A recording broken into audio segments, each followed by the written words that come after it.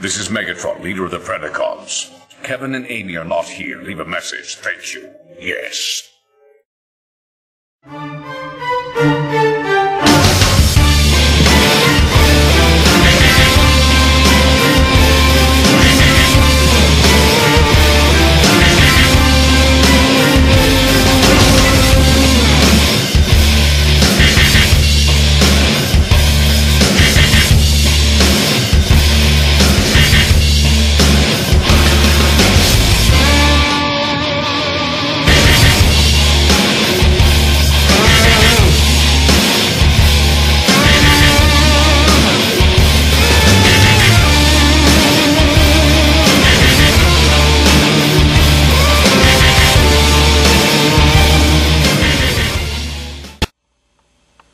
Hello and welcome to another Spider-Man class.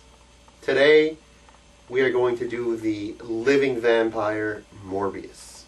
So sit down, and Morbius' origin is in Amazing Spider-Man, well his first appearance is in Amazing Spider-Man number 101. What we learn about Morbius, he actually appears halfway in this comic book, is in the beginning of Amazing Spider-Man 100, the issue right before this, Spider-Man grows 4 extra arms.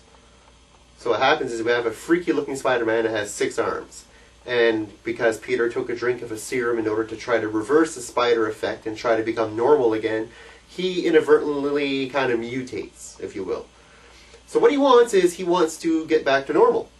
Have back 2 arms instead of 6. So he contacts Dr. Connors, who is the Lizard, and asks him for help. And Dr. Connors says, sure, you know, you've helped me before, you can come meet me, I'm at my cottage.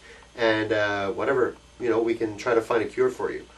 So he goes to meet up with Dr. Connors at his cottage on the beach. What he finds is Dr. Connors isn't home at the time, but he finds someone sleeping in the attic. Good old Morbius. So this is the first time we see Morbius. We don't really know much about him. All we know is that during the issue is that he was on a ship, a sail ship, and he basically ate everybody on the ship, if you will, or sucked their blood. And now he, attempting to make landfall, he landed there at the beach and wanted to go take a rest because he can't be out in the sun too long. So he goes rest at the cottage of Dr. Connors, conveniently. So what happens here is Morbius fights Spider-Man, and Morbius gets the best of Spider-Man, and as he's ready to eliminate Spider-Man, Dr. Connors comes in, sees what's going on, starts getting agitated, and then he turns into the Lizard. Then what happens? What do you think? Do you think the Lizard's going to actually help Spider-Man out right now? No. The Lizard fights Morbius, not to help Spider-Man, but to decide who's going to get the kill on Spider-Man. Morbius wants his blood, and the Lizard wants his blood. So that's where we're left on a cliffhanger in Amazing 101, with Morbius and the Lizard fighting over Spider-Man.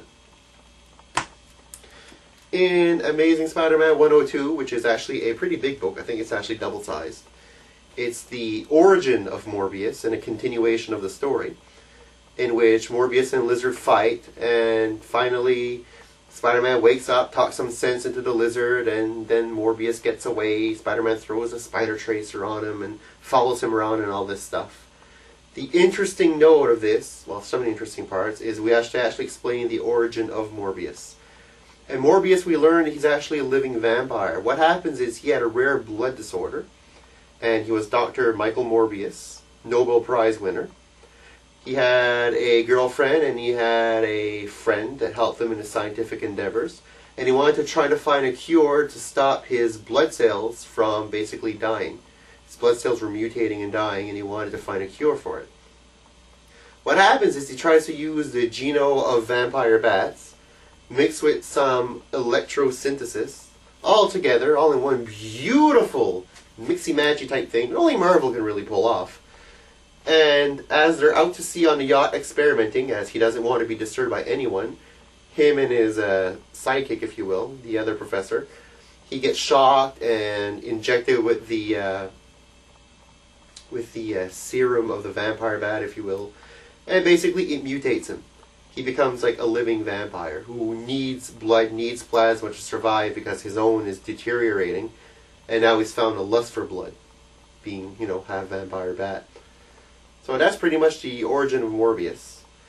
He, what once he gets to the city, to New York, he tries to take out as many people as he can just to feed the insatiable lust for blood, like any other vampire. Naturally, like you saw, like I said earlier, Spider-Man gets involved and it kind of screws up his plans. At the end of this issue, Connors devises a way to regress the whole lizard thing because he can't turn totally normal. Now he's stuck like in semi-lizard mode. So what he does is he uses the part of Morbius's enzymes, and it basically regresses the whole thing and he's back to normal. So Spider-Man knows that he needs to use the same enzymes in order to cure his 4 extra arms. 2 extra arms, sorry. And so he follows Morbius. Morbius steals the serum back from Dr. Connors. Spider-Man follows Morbius, chases him down in New York. Finally, Morbius slams into a bridge, drops into water. Spider-Man swings the web, misses Morbius but saves the serum. Takes the serum and then becomes normal again, only has 2 arms. And Morbius is at the bottom of the water somewhere. That's how it ends. Morbius will go on to be a pretty big Marvel character. He was in a lot of his own titles. He had his own title, Morbius. He was in a lot of the Marvel darker books. He's even had a renaissance recently in Marvel books. He's got his own like mini title going on right now. Also, Morbius was in Ultimate Spider-Man, as you can see, 95 and 96. Those were Morbius's appearances. And in these books, actually, Morbius isn't really a bad guy. He's a good guy. Kind of weird. Morbius will kind of dingle between good and bad because although he needs the blood to survive type thing, he feels bad, you know, that he has to kill people and whatnot to get it. And there's always, you know, that yin and yang with him. In the anime series, he actually kind of develops a relationship with the Black Cat as well, you know, which is kind of cool, you know, because, you know, she's pretty hot for a cartoon. Anyway, so overall, Morbius, a definite big Spider-Man villain. One of the bigger ones of the 70s, if you will. So yeah, hope you've enjoyed this little shot with Morbius. And yeah, something else actually I forgot to mention, and I'll mention it really quickly here, is Morbius has actually most of the attributes of a vampire. He's got the teeth, bites the neck, can fly, everything, you know what I mean? But he doesn't turn into a bat. That he doesn't do. So until next time, take care guys. Later.